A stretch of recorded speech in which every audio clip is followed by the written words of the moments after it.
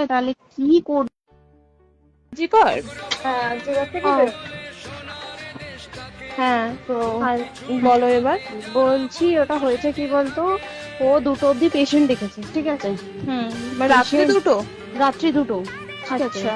2টো অব্দি পেশেন্ট দেখেছে, দেখে রুমে এসে অনলাইনে অর্ডার করে 4জন বন্ধু মিলে খেয়েছে, ডিনার করেছে।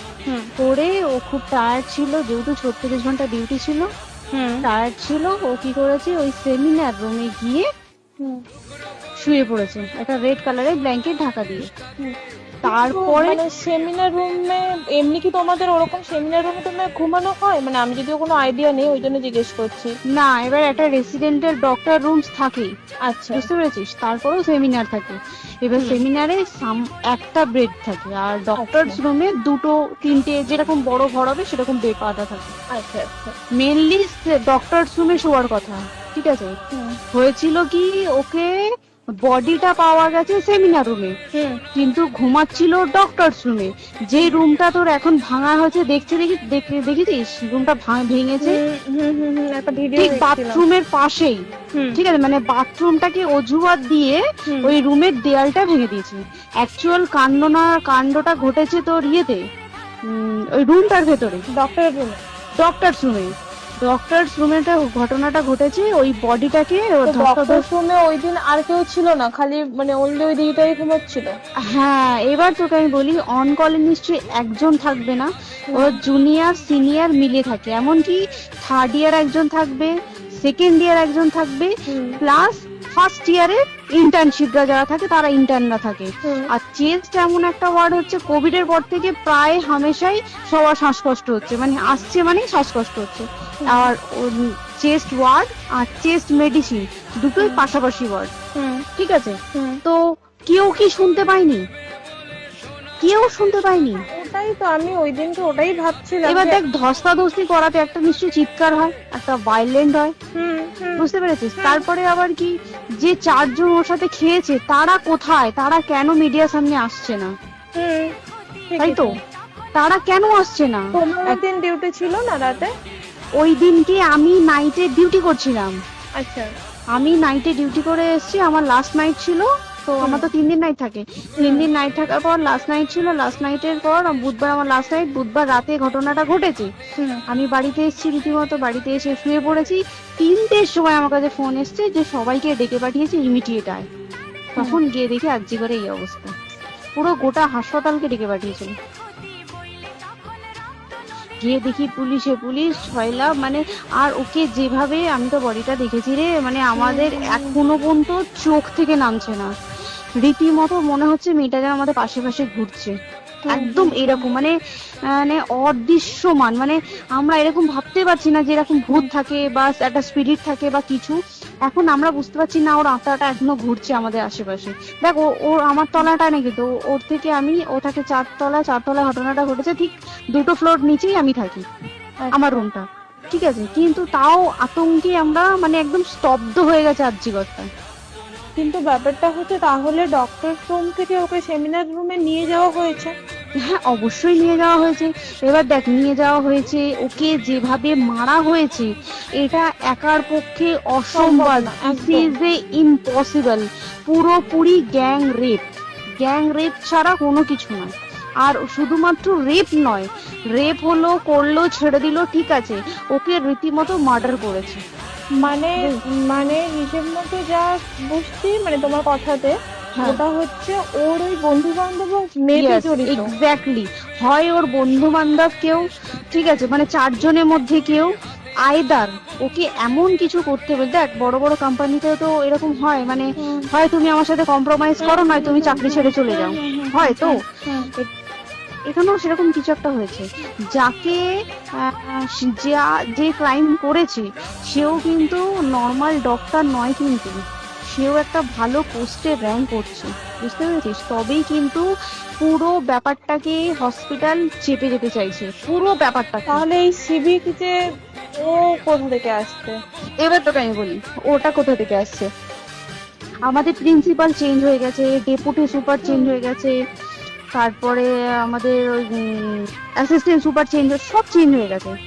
তারপরে যে ওয়ার্ডের ডাক্তাররা ছিল, সিস্টাররা ছিল, ওয়ার্ড বয়রা ছিল, মাসিরা ছিল, সবাইকে ডেকে এখন সাসপেন্ড করা হয়েছে।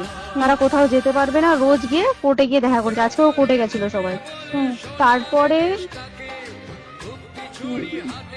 তারপরে তো আর তোর এগুলো হলো। তারপরে তোর কি বলে, আরে বল না, ওই সিবিআই এটা হয়েছে কি, মানে ও সেই সঞ্জয় রায় যে ধরা পড়েছে, অ্যাকচুয়াল কিন্তু ও নেই, ঠিক আছে?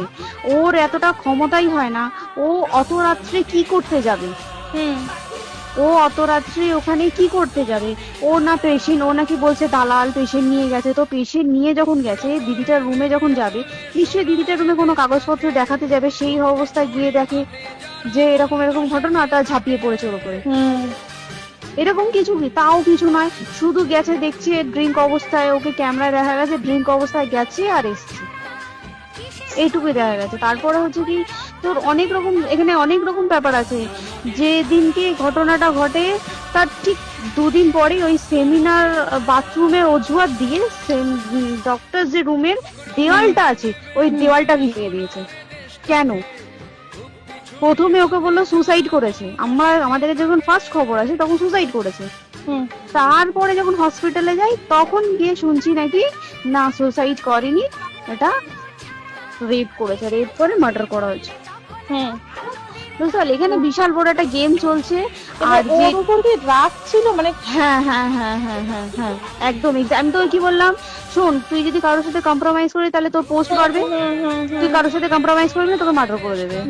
মানে ওরকম টাইপের কিছু বলছে, এরকমই টাইপের কিছু একটা ছিল। আইদার খুব রাফ, মানে খুব রাগ, খুব মানে খুব ওর উপরে খুব ফ্রাস্ট্রেশন ছিল, যারই ছিল খুব ফ্রাস্ট্রেশন ছিল। শুধু ওকে মারিনি রে, রীতিমতো মার্ডার করেছে। ওর যে ক্ল্যাচারটা ছিল, ওর ওর ইউরিনের রাস্তায় ক্ল্যাচারটা ঢুকিয়ে দিয়েছে, তুই জানিস? মানে কি বলবো, মানে ওকে দেখা যাচ্ছে না, আমরা তো দেখেছি নিজের চোখে, এবার দেখা যাচ্ছে না। মানে একটা মৃত্যু কতটা, মানে এই তো মানে প্রচন্ড কষ্টতে একটা মেয়ে মারা গেল। আর ওর যে গলাটা চেপে ধরেছে, ওর ওই চেপে ধরাতে মানে এতটাই জোরে চেপে ধরেছে যে চোখ ফেটে রক্ত বেরোচ্ছে। বুঝতে পেরেছিস? মানে কি বলতো, যদি ধরা পড়ে না, উচিত মানে যারা এটার সঙ্গে দায়ী না। আর এই যে সিবিআইটা হয়েছে, সিবিআইটা একমাত্র আমাদের জোরেতেই সিবিআইটা এসছে। মানে আমরা ওই সঞ্জয় রায় একার পক্ষে সম্ভব না এইসব। তারপরে পোস্টমর্টম রিপোর্টে তুই জানিস, ওই আমাদের ভাজাইনা থেকে 150 গ্রাম স্পার্ম বেরিয়েছে। পোস্টমর্টম রিপোর্ট 150 গ্রাম স্পার্ম, মানে বুঝতে পারছিস? নট এ ক্যালকুলেটেড, মিনিমাম কম করে 6 থেকে 7 জন করেছে ওকে রেপ। ওই জন্যই তো আমরা এতটা বেশি ভাইলেন্ট হয়ে গেছি।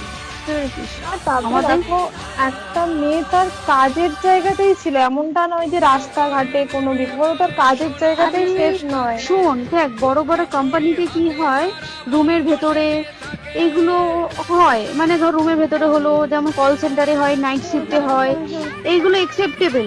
বাট হসপিটাল হচ্ছে এমন একটা এরিয়ার মতো একটা, হ্যাঁ আরজিকর বলে না, যে কোনো হাসপাতালে কেউ যদি স্ব-ইচ্ছায় কারোর সাথে রিলেশনশিপে গিয়ে করতে চায় সেটা আলাদা জিনিস, কিন্তু ঠিক আছে, কিন্তু কেউ কারো বিরুদ্ধে এইভাবে করতে পারে না রে। তুই জানিস না, মানে ওয়ার্ডে কম বেশি আমরা সবাই ঘুমাই, কম বেশি আমরা সবাই জেগে থাকি, জেগে তো থাকি, তাতে কি কেউ শুনতে পায়নি? তার কি একদম ভাইলেন্স ছিল না? যদি কেউ না শুনতে পারে তাহলে ওর খাবারে কেউ কিছু মিশিয়েছিল, তাই কি না? সেটাও পোস্টমর্টম রিপোর্টে মানে লিক করছে না যে কেন খাবার ও তো খাবারটা খেয়েছিল, সেটা তো নিশ্চয়ই পেটেই ছিল, পেট থেকে তো বমি করে বের করে দেন, সেটা তো ফরেনসিক রিপোর্টে কিছু বলবে। আর তুই জানিস না, দেনার দেন, মানে ধর পোস্টমর্টম রিপোর্ট আসতে 3 দিন সময় লাগে। ও যেদিনকে মরেছে ঠিক তার পরের দিনকে বিকালবেলা পোস্টমর্টম রিপোর্ট বার করেছে, মানে বডি বার করো আর পোড়াও। 10 সেকেন্ডের মধ্যে বাড়িতে নিয়ে গেছে, তারপরে বডি পুড়িয়ে দিয়েছে। মানে কি বলবো, হসপিটাল, মমতা ব্যানার্জি, সবাই, মানে তৃণমূল প্রত্যেক সবাই এটাকে পুরোটাই কেসটাকে চাপা দিতে চাইছে, পুরোটা। তারপরে তুই ভাব, যে মানুষটাকে এত ক্ষতবিক্ষত ভাবে মেরেছে, তাকে অভিষেক ব্যানার রেপ কি কলকাতায় প্রথম হলো? নয়, বিভিন্ন জায়গায় বিভিন্ন ভাবে রেপ হয়েছে।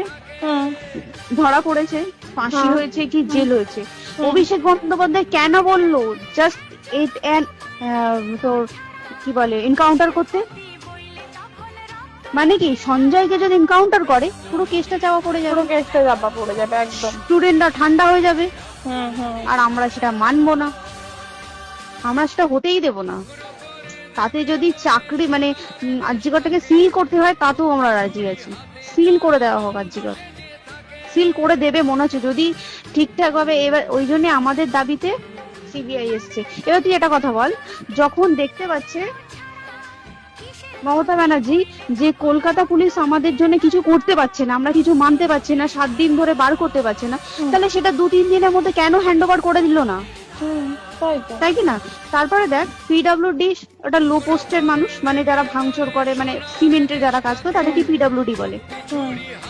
এবার পিডব্লিউডি নিশ্চয়ই হায়ার অথরিটি থেকে অর্ডার এসছে তবেই ওরা গিয়ে ভেঙেছে, ওরা নিশ্চয়ই পাগল নয় দুম করে গিয়ে কোনো গভর্নমেন্ট প্রপার্টি ভেঙে দেবে। হুম। অর্ডারটা কে পাস করলো যে এখনই চেস্ট ওয়ার্ডটাকে ভাঙতে হলো?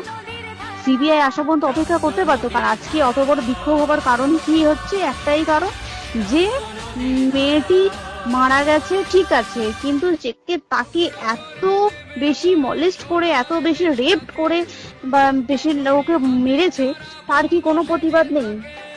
তুই কোথায় সেভ পাবি তুই আমাকে বল?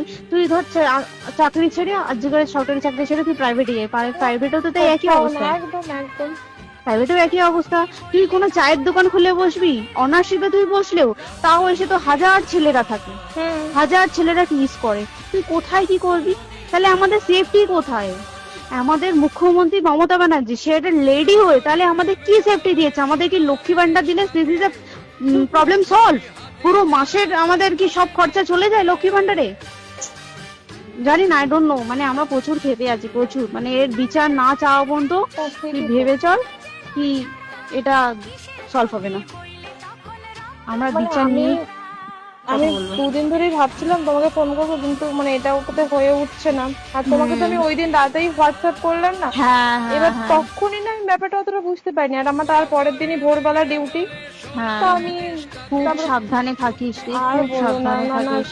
হ্যাঁ তাই তো, এখন মানে তোমরাও সাবধানে থাকো সবাই। কি বলবো বল, কিছু বলার নেই। দেখ আমাদের মধ্যবিত্ত মানুষরা আমাদের চাকরি করে খেতেই হবে, সোজা কথা। একদম। তাই কিনা বল? বাবা এত পুঁজি নেই যে বসে বসে খাবো, ঠিক আর আছে? সেই মেন্টালিটিও নেই, পুঁজি যদিও থাকে মেন্টালিটিও নেই।